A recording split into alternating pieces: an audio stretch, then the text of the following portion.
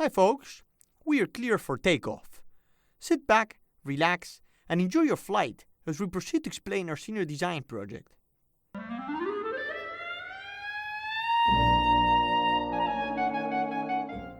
"22 megatons of CO2.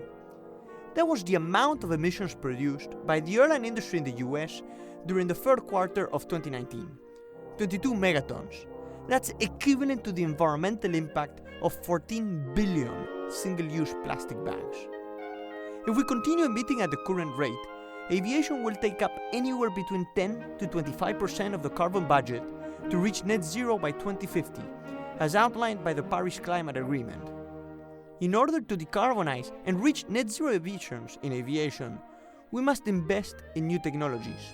Some of these include electric airplanes, such as those being developed by Heart Aerospace, hydrogen airplanes like those being developed by Airbus, and sustainable aviation fuels. Unfortunately, these technologies are far from developed. In fact, it might take decades before these technologies are actually implemented.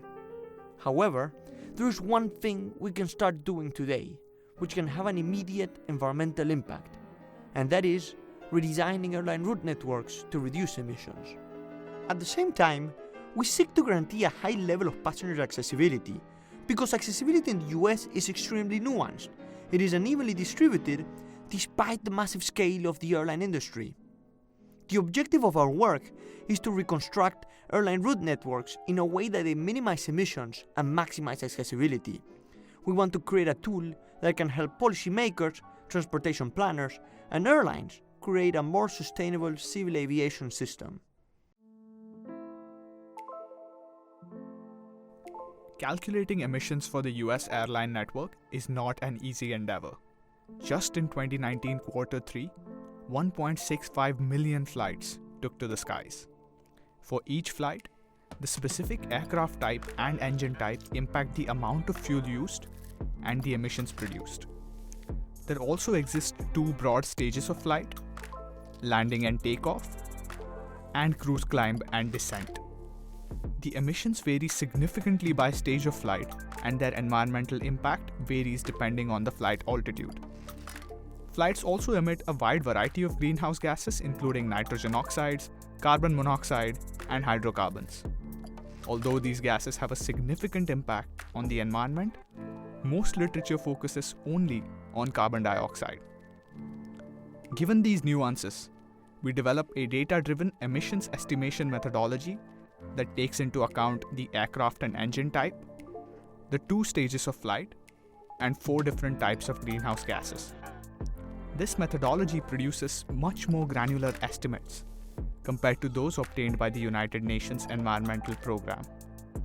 The rich data that we produced is much more sophisticated than the blue lines, which assume that emissions per passenger mile are pretty much constant.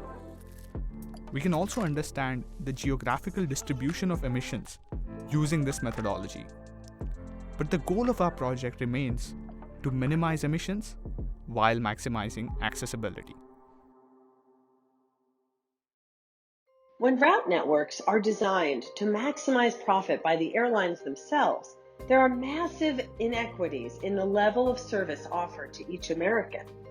The routes and markets that can make airlines the most money tend to be overserved, while smaller markets, especially more rural markets, can be underserved. While the U.S. government has attempted to connect several communities to the airline route network through incentive programs like Essential Air Service, there is still a pattern of uneven access to air service across the country. Moreover, some communities only have infrequent, high-cost air connections to a nearby hub airport. While they have accessibility to the aviation system, it comes at a very high cost. Communities are left disconnected, unable to enjoy the cultural, social, and economic benefits of aviation. We need to rethink what accessibility means. And that's exactly what we did. We developed a scalable accessibility metric by leveraging public data, where we define accessibility as the ratio between the current level of service offered at an airport and its expected population to be served. To determine this ratio, we use tools from network science to determine how critical an airport is to the overall route system. With our methodology, we were able to produce accessibility estimates for every zip code in the United States. In turn, this allows us to determine where best to allocate service in order to give every American an opportunity to fly. We designed an optimization model that integrates historic demand, emissions estimates, and our accessibility metric to design the route networks of tomorrow. Our model produces realistic schedules by taking into account an airline's current fleet, serviced airports, and potential itineraries. The need to produce realistic schedules leads to a complex model containing over 200,000 decision variables and 100,000 constraints.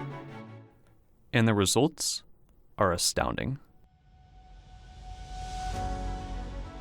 Our optimized route networks fly on average 25% less, yet satisfy more demand than is currently served.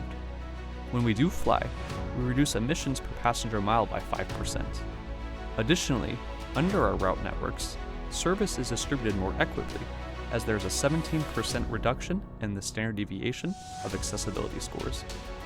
We have shown that airlines can reduce emissions and increase accessibility while satisfying comparable demand. In the fight against climate change, we can't afford to be passive. We need to redesign our transportation systems to ensure clear skies ahead. Thank you for your attention, and we look forward to serving you again soon.